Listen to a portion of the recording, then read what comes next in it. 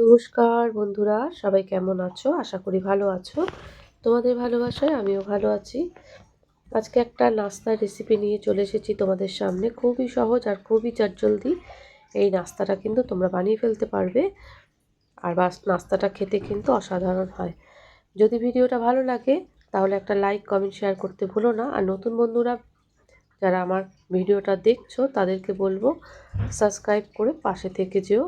Bell আইকনটা অবশ্যই all করে রেখো যাতে নেক্সট ভিডিও তোমাদের সামনে চলে আসে। তাহলে শুরু করা যাক। প্রথমেই গণেশ সুজি আমি নিয়ে নিয়েছি। এটা পুরোটা দেব না, আমি 2 কাপ মতো সুজি এইটাতে আমি ব্যবহার করব। তোমাদের যেরকম দরকার তোমরা সেই পরিমাণ নিতে পারো। প্রথমে কড়াইটা বসিয়ে দিলাম গ্যাসের ওপর। এর মধ্যে আমি সাদা তেল ইউজ করব। তোমরা চাইলে ঘি ইউজ করতে পারো, আমি ঘিটা ইউজ করছি না। তোমরা কিন্তু চাইলে ঘি দিয়ে করতে পারো, খুবই ভালো হবে। এবার এর মধ্যে আমি সুজিটা দিয়ে দেব। আমি 2 কাপ মতো সুজি নিয়েছি। সুজিটাকে তেলের মধ্যে দিয়ে দেব। তেলটা গরম হয়ে গেছে। এবার সুজিটা দেওয়ার পর আমি এটাকে ভালো করে লাল লাল করে ভেজে নেব। ভালো করে ভেজে তারপর সুজিটাকে কিন্তু আমি নামিয়ে নেব। যতক্ষণ না লাল লাল করে ভাজা হচ্ছে ততক্ষণ কিন্তু নেড়েচেড়ে দিতে হবে, না হলে একটা সাইড পুড়ে যাবে। একটু সতর্কভাবেই কিন্তু সুজিটাকে ভেজে নিতে হবে। এটা কিন্তু খুব তাড়াতাড়ি হয়ে যায় আর বাচ্চাদের কিন্তু খুব প্রিয় জিনিস। এগুলো টিফিনেও তোমরা দিয়ে দিতে পারো, যাদের বাড়িতে ছোট বাচ্চা আছে। খেতে কিন্তু খুবই ভালো হয়। কি কি দিলাম এর মধ্যে সেটা একবার তোমাদের দেখিয়ে দিই। এখানে কারি পাতা আছে, বাদাম আছে, কাঁচা লঙ্কা আছে, গাজর আছে, বিনস আছে, মটরশুঁটি আছে আর আলু আছে। ঘরে থাকা সবজি দিয়েই কিন্তু তোমরা এটা বানিয়ে ফেলতে পারো আর খেতে কিন্তু অসাধারণ হয়। তোমরা এর মধ্যে আরও কিছু সবজি অ্যাড করতেই পারো, আমার ঘরে যা ছিল সেটাই দিলাম। কারি পাতাটা মাস্ট, খেতে তো খুবই ভালো লাগে। যদি কারি পাতা না থাকে নাও দিতে পারো, আর যাদের কারি পাতা থাকবে তারা কারি পাতা দিয়ে করো, খেতে কিন্তু অসাধারণ হয়। সেটাই তোমাদেরকে বললাম। যাই হোক, আমার সুজি তো ভাজা হয়ে গেছে। লাল লাল করে সুজিটাকে ভেজে আমি নামিয়ে নিয়েছি। এবার ওই কড়াতে সাদা তেল কিছুটা দিয়ে দেব। তেলটা দিয়ে দিয়েছি। এবার এই তেলটার মধ্যে তোমরা চাইলে সর্ষে ফোড়ন দিতে পারো, যেটা রাই, কিন্তু আমি দিইনি। তোমাদেরকে সব টিপসই বলে দিচ্ছি। যেগুলো দিলে ভালো হবে দিতেও পারো আর নাও দিতে পারো। আমি যেহেতু রাইটা দিইনি সেই জন্য আমি তোমাদেরকে বলে দিলাম। এই তেলে কিন্তু একটু রাই দিয়ে দিতে পারো আর তার সাথে কারি পাতাটা। আমি আগে সবজিটাকে ভালো করে একটু ভেজে নেব, তারপর কারি পাতাটা একটু পরে দেবো, যাতে কারি পাতার গন্ধটা বেশ কিছুটা পাওয়া যায়। আর খুব কড়া করে আমি কারি পাতাটা ভাজছি না, যেরকমভাবে সবজিটা ভাজছি ঠিক সেইভাবেই ভেজে নেব। এর মধ্যে এবার আমি নুনটা অ্যাড করে দিলাম।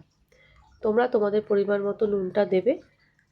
সবজিটা একটু ভাজা ভাজা হয়ে গেলে তারপর আমি এর মধ্যে কারি পাতাটা দিয়ে দেব। কারি পাতাটা তোমরা কিন্তু তেলে আগেও দিতে পারো, আমি কিন্তু পরে দিয়েছি।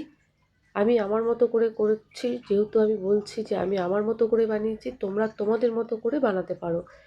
তোমরা কিন্তু সর্ষে ফোড়ন দিয়ে তার মধ্যে কারি পাতাটা দিতে পারো, কিন্তু আমি আমার মতো এইভাবে বানাই, সেই জন্য আমি তোমাদেরকে এই টিপসটা দিচ্ছি। এবার আমি কারি পাতাটা দেব। অর্ধেক ভাজাটা হয়ে যাওয়ার পর আলু সবজি যা যা দিয়েছি সেগুলো একটু নরম হওয়ার পর কিন্তু কারি পাতাটা আমি দিয়েছি। এবার কারি পাতাটা যখন ভাজবো, কারি পাতাটা একদম জ্বলে যাবে না আর পুরোটাই ভাজা হবে একসাথে। এবার যে ভাজাটা হবে তাতে কী হবে, কারি পাতার স্মেলটা বেশ ভালো থেকে যাবে। সেই জন্য আমি কিন্তু কারি পাতাটা পরে দিচ্ছি। তোমরা চাইলে আগেও দিতে পারো, দুভাবেই করা যায়। আমার মতো করে তোমরা একবার বানিয়ে দেখো, খেতে কিন্তু ভালোই হবে। এবার আমি মোটামুটি ভাজাটা হয়ে গেছে।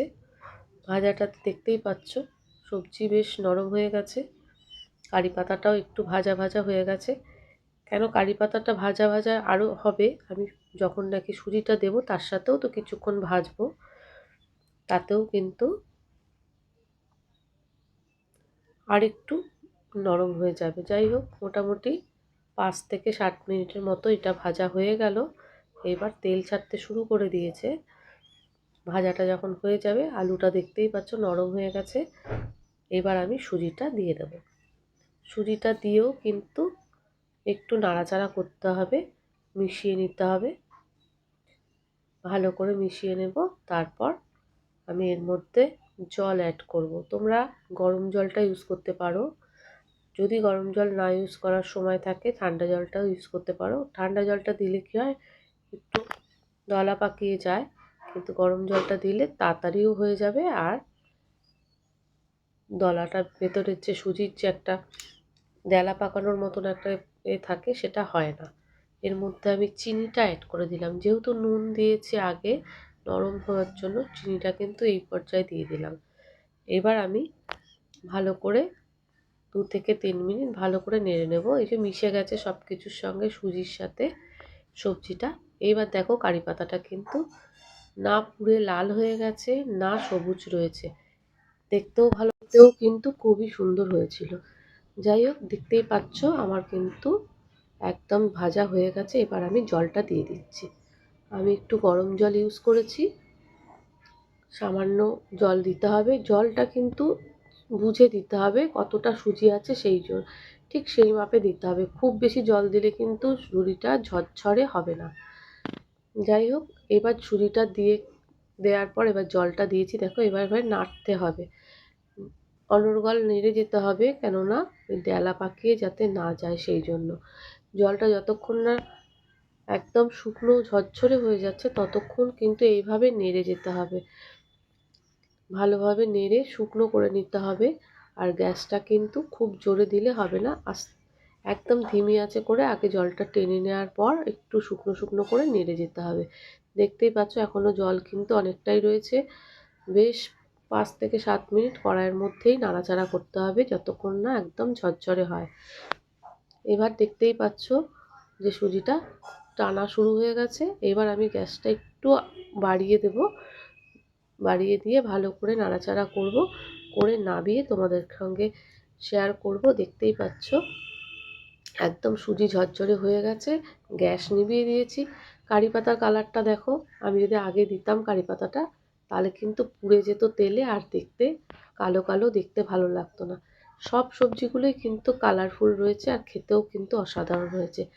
নুন আর মিষ্টিটা তোমাদের পরিমাণ মতো দেবে। আমি কিন্তু চটজলদি নাস্তাটা বানিয়েছি, সেই জন্য তোমাদের সঙ্গে এইভাবেই শেয়ার করলাম। এইভাবে কিন্তু খুব তাড়াতাড়ি, যদি সময় হাতে না থাকে, এইভাবে তোমরা এই সবজিটা বানিয়ে নিতে পারো।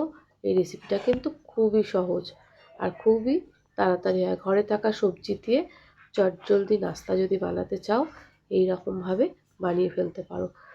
দেখো, দেখলেই বুঝতে পারছো সবজিটা কতটা সুন্দর রয়েছে কালারগুলো, আর সুজিটাও ঝরঝরে হয়েছে। খেতে কিন্তু দারুণ হয়েছিল।